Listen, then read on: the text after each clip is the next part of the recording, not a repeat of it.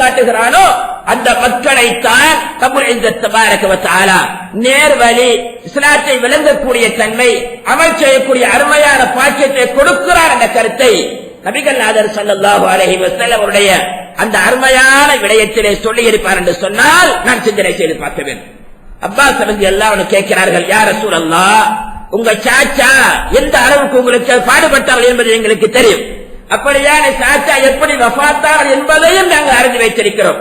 ஆகவே மர்ம நாளையிலே உங்க சாச்சாவுடைய விடயத்தில் நீங்கள் எப்படி நடந்து கொள்வீர்கள் என்று கேட்ட பொழுது ஸல்லல்லாஹு அலைஹி வஸல்லம் சொன்னார்கள், என்னுடைய சாச்சாவுக்கு மர்ம நாளையிலே நரகத்துக்கு கரண்டை காலுக்கு கீழே தான் நெருப்புடைய தன்மை இருக்கும் என்று சொன்னார்கள் ஸல்லல்லாஹு அலைஹி வஸல்லம்.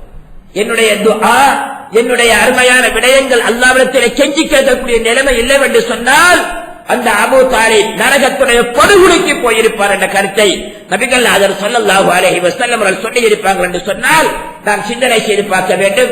ஹிதாயத் என்று சொல்லக்கூடிய நேர்மையான வழி, நல்லதை செய்யக்கூடிய வழி, நியாயமான நடக்கக்கூடிய வழி அல்லாஹ் யாரின் மீது அன்பு கொள்கிறானோ அந்த மக்களின் மீதுதான் கிடைக்கிறது. நம்ம எல்லாம் நிறைய அமல் செஞ்சிருக்கிறோம், அப்படி வாழ்ந்திருக்கிறோம், இப்படி வாழ்ந்திருக்கிறோம் என்று மாறுதட்டி பேசுறதிலேயோ எண்ணம் கொள்றதிலேயோ அல்லாஹ்வுடைய ஹிதாயத்து இருக்கு என்று நாங்க யாருமே முடிவு கட்டக்கூடாது.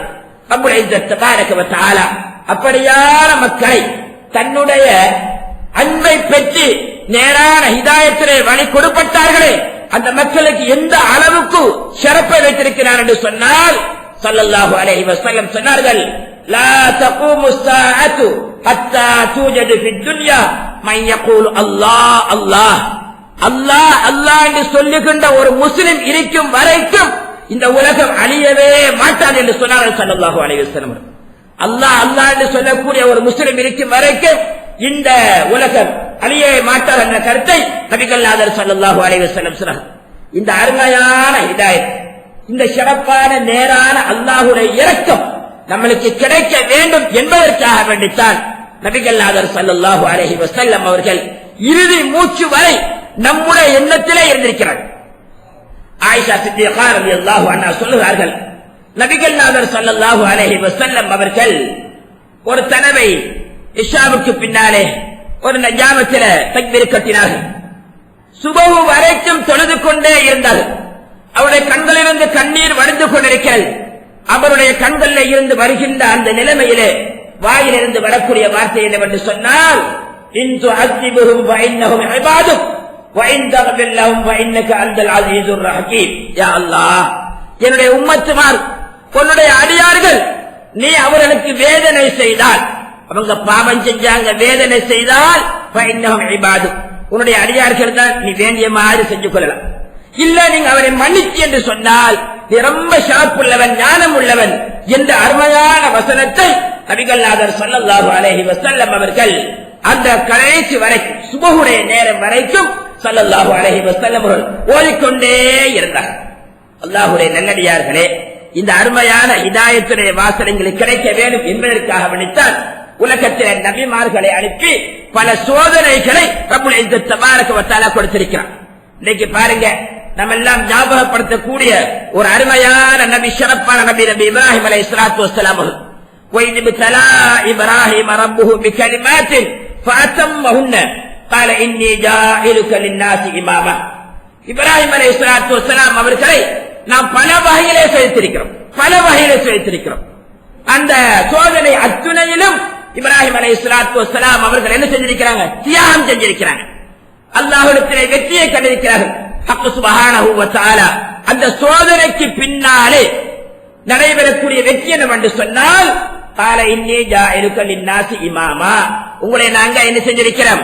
மக்களுக்கு தலைவராக ஆக்கி வைத்திருக்கிறோம் என்று சொல்லி ரப்புல் இஸ்ஸத் தபாரக வ தஆலா அழகான முறையிலே குறிப்பிட்டு காட்டுகிறார். அல்லாஹ் சுப்ஹானஹு வ தஆலாவுடைய நல்லடியார்களே, இன்றைக்கு நாம தியாகத்தை பற்றி பேசுறோம். தியாகம் என்று சொன்னா சில பேர் நினைச்சுக்கிட்டு இருக்கிறாங்க, துப்பாக்கியை ஏந்தி ஒரு சட்டை பிடிக்க போய் அவரை வம்பு கிழக்கிறது தான் தியாகம் என்று சொல்லி, இல்ல ஏதாவது நியாயம் இல்லாத முறையில போய் செஞ்சாலும் பரவாயில்லை, அது தியாகம் தான் என்று சொல்லி எத்தனை விதமான விடயங்களை சொல்றாங்க. தியாகம் என்று சொன்னா என்ன? அல்லாஹ் விரும்பக்கூடிய அருமையான தியாகம் எதிலே அமைந்திருக்கிறது என்பதனை உமர் ஃபாரூக் ஆலம் ரலியல்லாஹு அன்ஹு அவருடைய ஆட்சி காலத்தில் நடந்த ஒரு சம்பவம் தெளிவாக குறிப்பிட்டுக் கொண்டிருக்கிறது. சாத் இப்னு ஆமிர் ரலியல்லாஹு அன்ஹு அவர்கள் நபி ஹஜ்ரத் உமர் ஃபாரூக் ஆலம் ரலியல்லாஹு அன்ஹு அவர்களுடைய ஒரு சிறப்பான ஒரு தோழரும் கூட. உமர் ரலியல்லாஹு அன்ஹு ஹிம்ஸ் நாட்டுடைய ஆளுநராக சாத் இப்னு ஆமிர் ரலியல்லாஹு அன்ஹு அவர்களை நியமித்திருக்கிறார். என்று சொன்ன அந்த ஆளுநர் வஃபாத் ஆகிட்டாரு. உமர் ரலியல்லாஹு அன்ஹு அவர்கள் நீண்ட யோசனைக்கு பின்னால சாத் இப்னு ஆமிர் ரலியல்லாஹு அன்ஹு அவர்களை என்ன செஞ்சாங்க, அந்த ஹிம்ஸ் நாட்டுடைய ஆளுநராக வைத்தார். சில காலங்களுக்கு பின்னாலே அமீருல் முஃமினீன் உமர் ஃபாரூக் ஆலம் ரலியல்லாஹு அன்ஹு ஆளுநருடைய விடயத்தை கேட்பதற்காக வேண்டி ஹிம்ஸ் நாட்டுக்கு போகிறார்கள். ஏற்கனவே தெரியும் அந்த நாட்டு மக்கள் யாரையுமே குறை காணாமல் விடவே மாட்டார்கள். அது ஒரு பழக்கம் அவனிடத்தில் இருக்கு. என்ன நன்மை செஞ்சாலும் குறை காண்ற பழக்கம் அவனிடத்தில் இருக்கு. உமர் ஃபாரூக் ஆலம் ரலியல்லாஹு அன்ஹு அந்த நாட்டுக்கு சென்று மக்களோடு மக்களாக இருந்து விசாரிக்கிறாங்க, உங்க ஆளுநருடைய நிலைமை என்ன, எப்படியாச்சு அப்படின்னு சொல்லி. அந்த ஆளுநர் அந்த மக்கள் சொல்லுகிறார்கள், பெருந்தகையே நல்லதாகவும் இருக்கிற சிலர்கள் நல்லா சொன்னாங்க, சிலர்கள் சொன்னார்கள் நிறைய குறைகள் இருக்கிறது, தவறுகளை விடுகிறார் அப்படி என்று சொல்லி சொன்னார். உமர் ரலியல்லாஹு அன்ஹு தனிமையில இருந்து சிந்திக்கிறார், யா அல்லாஹ், நான் நன்கு சிந்தித்துத்தானே அந்த ஆளுநரை போட்டேன், என்னுடைய கணிப்பு தவறாகிவிட்டதோ தெரியவில்லை, இருந்தாலும் இந்த மக்களுக்கு இடையிலே ஒரு சூழலை நான் ஏற்படுத்த வேண்டும், ஆளுநரை பற்றி மக்கள் அறிய வேண்டும், மக்களுடைய நிலைமையை பற்றி ஆளுநர் அறிந்து கொள்ள வேண்டும் என்பதற்காக வேண்டி ரெண்டு தரப்புக்கு இடையில ஒன்றாக சந்திக்க வைத்து தீர்ப்பு வழங்குவதற்காக வேண்டி உமர் ஃபாரூக் ஆலம் ரலியல்லாஹு அன்ஹு என்ன செஞ்சாங்க, அதாவது ஒரு விடயத்தை ஒரு நிகழ்வை வைத்தார்கள். ரெண்டு பேர் ரெண்டு பக்கம் இருக்கிறாங்க. மக்களிடத்திலே கேட்கிறார்கள், மக்களே உங்களுடைய ஆளுநர் சில தவறுகள் செய்வதா சொல்றீங்களே, என்ன காரணம், என்ன விஷயம் என்று சொல்லி. முதலாவது நபர் சொல்றாரு, அமீருல் முஃமினீன் எங்களுடைய ஆளுநர் இருக்கிறாரு, அவர் அரசியல் உங்களுக்கு தலைவராக வந்திருக்கிறாரு, ஆனா நடக்கிற வேலை என்று சொன்னா காலையில வருகின்ற பொழுது நேரம் தாமதமாகத்தான் வேலைக்கு வருகிறார், அவருடைய தொழிலுக்கு வருகின்ற பொழுது என்ன செய்கிறாரு, நேரம் தவறித்தான் வராரு. அது முதலாவது குற்றம். இரண்டாவது குற்றம் என்னவென்று சொன்னா, எங்க ஆளுநரை போய் இரவு நேரங்கள்ல சந்திக்க முடியல, பகல் நேரங்கள்ல வேலையத்தை செஞ்சு கொள்ளையில இரவு நேரங்கள்ல சந்திக்க போனா சந்திக்க முடியல, இப்படி எல்லாம் நடந்து கொள்றாரே அப்படி என்று சொல்லி. மூணாவது குற்றம் என்னவென்று சொன்னா, மாதத்துல ஒரு முறை அவர் வேலைக்கு டியூட்டிக்கு வரமாட்டேங்கிறாரு, லீவ் எடுத்துக் கொள்றாரு, இப்படியான குறைபாடுகள் இருப்பதனால என்ன செய்யறா அப்படி என்று சொல்லி உங்களுக்கு நாங்க முறையிடுகிறோம் என்று சொல்லி சொன்னாங்க. இத்தனையும் கேட்டதுக்கு பின்னால அமீருல் முஃமினீன் உமர் ஃபாரூக் ஆலம் ரலியல்லாஹு அன்ஹு சாத் இப்னு ஆமிர் ரலியல்லாஹு அன்ஹுவை பார்த்து கேட்கிறாங்க, இந்த மக்கள் இப்படி சொல்றாங்களே, உங்க பதில் என்ன ஆச்சு அப்படி என்று சொல்லி. அமீருல் முஃமினீன் ரலியல்லாஹு அன்ஹு இவங்க சொல்லக்கூடிய ஒவ்வொரு குற்றச்சாட்டுக்கும் தக்க காரணத்தை நான் சொல்கிறேன். முதலாவதாக, நான் காலையிலே தாமதமாகி வருவதாக இவங்க சொல்றாங்க, உண்மையும் வந்தான். ஏனென்று சொன்னால் அராபி நாட்டு வழக்கப்படிக்கு அதிகமான வேலைகள்ல பெண்களிடத்துல கொடுக்கறல்ல, ஆண்களும் சேர்ந்து செய்வது அந்த நாட்டுடைய வளமை. எனவேதான் காலையிலே அதிகாலையிலே எழும்புவேன், என்னுடைய தேவைகளை வீட்டு வேலைகளையும் நான் கூட இருந்துதான் செய்வேன். ரொட்டிக்குமா பிசைய வேணுமா, வீட்டு வேலை செய்யணுமா, அனைத்தையும் செய்கிறேன். எனக்கு பணியால் கிடையாது, நானே என்னுடைய குடும்பத்துக்கு தியாகம் செய்து அந்த வேலையை செய்கிறேன், அல்லாஹ்வுக்காக வேண்டி செய்கிறேன். அப்படி செய்து கொண்டு வருகின்ற பொழுது கொஞ்சம் நேற்று சுரங்கித்தான் வரப்படுகிறது, இதுதான் என்னுடைய காரணம் என்று சொன்ன பொழுது அமீருல் முஃமினீன் ரலியல்லாஹு அன்ஹு ஏற்றுக்கொண்டார். இரண்டாவது, இரவேல உங்களை சந்திக்க முடியாது என்று சொல்றாங்களே, அப்படி என்ன காரணம்? அமீருல் முஃமினீன் ரலியல்லாஹு அன்ஹு பகல் நேரங்களில் மக்களுடைய தேவைகளை நான் நிறைய செய்கிறேன், ஆனா இரவு நேரங்களில் என்னை படைத்த ரப்பு இருக்கிறானே, இந்த தொழிலை தந்தானே, எனக்கு வாழ்க்கையை செஞ்சானே, அந்த ரப்பை வணங்குவதற்காக ஒதுக்கி வச்சிருக்கிறேன். அந்த நேரத்தில் இந்த மக்களுடைய தேவைகளை செய்ய வேண்டிய தேவையும் இல்லை. பகல் நேரங்களில் முழுக்க முழுக்க மக்களுக்காக பாடுபடுகிறேன், சேவை செய்கிறேன். இரவு நேரங்களில் என்னுடைய ரப்புக்காக வேண்டி நான் ஒதுக்கி வைத்திருக்கிறேன். இது குத்தமா என்று கேட்கிறாங்க சாத் இப்னு ஆமிர் ரலியல்லாஹு அன்ஹு. மூன்றாவது வினா என்னவென்று சொன்னால், மாசத்தில் ஒரு முறை அதாவது லீவ் எடுத்துக் கொள்றீங்களே அப்படின்னு சொல்லி. ஆமா, என்ன செய்யறது, என்னுடைய துணிமணிகளை கழுவி கொள்றதுக்கு அந்த ஒரு நாள் தான் இருக்கிறேன், வேற நாள் எனக்கு கிடையாது. அத்துணையுமே பகல் நேரங்கள்ல மக்களுக்கு அப்படி சேவை செய்யற தியாகம் செஞ்சிடறேன். இப்படியான ஒரு நிலைமையில இருக்கிற கருத்தை சொன்ன பொழுது அமீருல் முஃமினீன் ரலியல்லாஹு அன்ஹு சொன்னாங்க, யா அல்லாஹ், இந்த சாத் இப்னு ஆமிர் அவருடைய தியாகத்துக்கு நீ ரஹ்மத் செய்வாயா, இவ்வளவு தியாகத்தை செய்றார். குடும்பத்துக்காக அவனை தியாகம் செய்கிறாரு, தொழில இப்படி செய்யறாரு. இத்தனையும் மத்தியில உன்னுடைய கடமைக்கு கூட முழுக்க வச்சிடாத மாதிரிக்கு அவர் நடந்து கொள்வாரையா அல்லாஹ், இவருக்கு நீ சிறப்பை கூட என்று சொல்லி ஸல்லல்லாஹு அலைஹி வஸல்லம் அருமையான துஆவுடைய சில துஆக்களை அமீருல் முஃமினீன் உமர் ரலியல்லாஹு அன்ஹு கேட்டுவிட்டு 1000 தங்க காசு கொடுத்தாங்க. ஸஅத் பின் ஆமிர் ரலியல்லாஹு அன்ஹு எனக்கு வேண்டாம் என்று சொன்ன பொழுது சொன்னாங்க, இல்ல ஸல்லல்லாஹு அலைஹி வஸல்லம் அவர்கள் ஒரு தடவை எனக்கு தருகின்ற பொழுது நானும் இதே மாதிரி தான் நடந்து கொண்டேன். சொன்னார்கள், நீங்க கேட்காமலேயே தருகின்ற அந்த பணத்தை சந்தோஷமாக அல்லாஹ்வுடைய ரஹ்மத்தாக ஏற்றுக்கொள்ளுங்க என்று சொல்லி ரசூல் ஸல்லல்லாஹு அலைஹி வஸல்லம் எனக்கு சொன்னாங்க. அதே மாதிரி நீங்களும் இதை ஏற்றுக்கொள்ளுங்க என்ற கருத்தை அமீருல் முஃமினீன் உமர் ரலியல்லாஹு அன்ஹு சொல்லி இருப்பாங்க என்று சொன்னால், அல்லாஹ்வுடைய நல்லடியார்களே, இன்றைக்கு நாம் எத்தனையோ தியாகம் செய்றோம். சில முதலாளிமார்கிட்ட கேட்டா, பாப்பா தொழுகைக்கு நேரமாச்சு, தொழிலும் செய்யறீங்க, இதை தந்த தொழிலாளிகள் அல்லாஹ்வுக்கு நீங்க நன்றி செலுத்த வேணாமா என்று சொன்னா அதெல்லாம் இப்ப பேசுறல்ல. பகல் நேரம் முழுக்க தொழிலோடு சம்பந்தம், இரவு நேரம் ஹோல்சேலா தொழுகிறது, எல்லாம் ஹோல்சேல், எல்லாம் எத்தனை காட்டா இருந்தாலும் பரவாயில்ல, ஹோல்சேலா தொழுத்துற மற்ற வேலை. நாம் எல்லாம் சிந்திக்க வேண்டும், ஏங்க ஹோல்சேலா ஒரு நாள் கடையை திறந்தா என்ன ஆச்சு, அது கிடக்காது, அது பசி போனாலும் சாப்பிட்டாலும் பரவாயில்லை, அந்த ஹோல்சேல் அது வியாபாரத்தில் நடக்காது.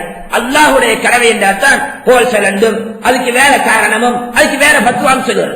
இப்ராஹிம் அதும் ரஹ்மத்துல்லாஹி அலைஹி பல்கை நாட்டுடைய ஒரு மன்னராக இருந்தவர்கள் கடைசியாக துறவியாக மாறிவிட்டார்கள். அந்த சமயத்தில் ஒவ்வொரு ஜமாத்துக்கும் கலந்து கொள்வார்கள். ஒரு நாள் அசருடைய தொழுகைக்கு நேரம் இப்ராஹிம் அதும் ரஹ்மத்துல்லாஹி அலைஹி அவர்களை காணவில்லை. மக்கள் ஏனோ வரவில்லை என்று சொல்லி போய் விசாரிக்க போனா சொன்னாங்க, இன்று என்னுடைய மகன் வஃபாத் ஆகிவிட்டாரு, அவரை அடக்கம் செய்யக்கூடிய விடயத்தில் இறங்கினதால எனக்கு அந்த நேரம் கிடைக்கல என்று சொன்ன பொழுது சொல்லிவிட்டு சொன்னாங்களா, மக்களே என்னை சந்திக்க வந்திருக்கிறீங்க, எனக்கு ஆறுதல் பண்ண வந்திருக்கிறீங்க, ஆனால் என் மனசுல உள்ள கவலை என்னவென்று சொன்னா, என் மகன் மகாத்தானது எனக்கு பெருசல்ல, ஒரு நேர ஜமாஅத்து தொழுகை எனக்கு விடுபட்டு விட்டது, அந்த கவலைதான் என் மகனுடைய மரணத்தை விட ரொம்ப பாதிப்பாக இருக்கிற கருத்தை இப்ராஹிம் அதும் ரஹ்மத்துல்லாஹி அலைஹி பல்கை நாட்டுடைய மன்னராக இருந்த ஒருவர் சொல்லி இருப்பார்கள் என்று சொன்னால், மேலானவர்களே நாம் சிந்தனை செய்து பார்க்க வேண்டும். இந்த தொழுகைக்காக வேண்டி நாமளும் போறல்ல, மற்றவர்களையும் போறல்ல. இன்றைக்கு தியாகம் நிறைய வாலிபர்கள் பேசுறாங்க, அந்த மார்க்கம் அப்படி செய்யணும் இப்படி செய்யணும்னு சொல்லி. ஆனா கல்யாணம் பேச போனா என்ன சொல்றாங்க, எங்களுக்கு என்ன சீதனம் தேவையில்ல வாப்பா, ஆனா ஒன்று ஊடு மட்டும் தந்துடுங்க, ஊடு மட்டும் இருந்தா போதும், சீதனம் ஒன்றும் பாரா. ஆனால் இது ஒரு தியாகமா கேட்கிறேன். இன்றைக்கு நாம் சிந்திக்க வேண்டும். அல்லாஹ் என்ன சொல்றான், நீங்க ஏழையா இருக்கிறீங்களா, கொஞ்சம் வசதி குறைவா இருக்கா, திருமணம் முடிக்கிறீங்களா, முடிங்க, அல்லாவுக்காக வேண்டி செய்ங்க, கொஞ்சம் தியாகத்தை செய்யுங்க, அல்லாவுடைய சிறப்பான நம்ம வாழ்க்கை அல்லாஹ் சீராக்கி தருவார் என்ற அமைப்போடு செய்ங்க. அல்லாஹ் உங்களை உயர்ந்த நிலையை ஆக்கி வைப்பார் என்ற கருத்தை ரப்புல் இஸ்ஸத் தபாரக வ தஆலா குர்ஆனில் மூலமாக்குகிறார். மன் நகஹ லில்லாஹ் வ அன்கஹ லில்லாஹ் ஃபகத் கான வலியன் லில்லாஹ். அல்லாஹ்வுக்காக வேண்டி நிக்காஹ் செய்றார், அதுக்காக வேண்டி என்ன செய்யறது, ரொம்ப ஒன்றுமே இல்ல கஷ்டப்பட்டாலும் பரவாயில்ல, அப்படி அல்ல. அல்லாஹ்வுக்காக என்று சொன்னால் கொஞ்சம் தியாகத்தோட நம்ம ஒரு வாலிபராச்சு ஆம்பளையாச்சு உழைத்து கஷ்டப்பட்டு நம்ம மனைவியை பிள்ளைகளை காப்பாற்ற இருந்தானே என்ற அமைப்போடு ஒரு முடிக்கிறார். வாப்பா அம்மா சொல்றாங்க, வாப்பா இன்னைக்கு சில இடங்கள்ல திருமணம் கேட்டா நானண்டா சீதனம் கேட்கல, வாப்பா அம்மா கேட்கிறாங்க, அவங்கள நீங்க பாத்துக்கிறீங்க, வாப்பா அம்மா கேட்கிறாங்க, வாப்பா அம்மா இல்லையா கல்யாணம் முடிக்க போறது, திருமணம் முடிக்க போறது. அல்லாஹ்வுக்காக வேண்டி திருமணம் முடித்து வைக்கிறார்கள் என்று சொன்னால் முடித்தவரும் முடித்து வைத்தவர்களும் கணக்கான வழி இல்ல, அல்லாஹ்வுடைய மிக அந்தரங்கமான நெருக்கமுள்ள மக்களாக ஆகிவிட்டார் என்ற கருத்தை நபிகள் நாயகம் ஸல்லல்லாஹு அலைஹி வஸல்லம் அவர்கள் தெளிவான முறையிலே சொல்லிக்கிறார். அல்லாஹ்வுடைய நல்லடியார்களே, இன்றைக்கு இப்ராஹிம் அலைஹிஸ்ஸலாத்து வஸ்ஸலாமுடைய வரலாறு நாங்க சரியான முறையில் சொல்கிறோம்.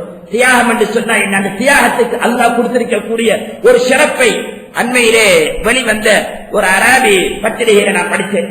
அதாவது ரஷ்யா நாட்டை சேர்ந்த, நீங்கள் அறிந்திருக்க வேண்டும் என்பதற்காக சொல்லி வைக்கிறேன். அண்மையிலே நடந்த சம்பவம், ரஷ்யா நாட்டை சேர்ந்த ஒரு பெண்மணி, அங்க பெண்களை எல்லாம் ஒரு வியாபாரி என்ன செய்வாரு, அந்த வெளிநாட்டில் போயிட்டு உங்களுக்கு பெரிய பெரிய தொழில்கள் இருக்கிறது, பெரிய ஜொப் இருக்கிறது, இங்க தாராளமா வாங்க என்று சொல்லி கூட்டிக்கிட்டு போவார்.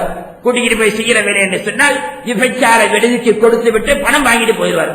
இந்த தரகர வேலை தான் இவருடைய வேலை. இந்த அமைப்பில் ஒரு பெண் மனைவி மாட்டிக்கிட்டார். ரஷ்ய நாட்டை சேர்ந்த ஒரு அழகா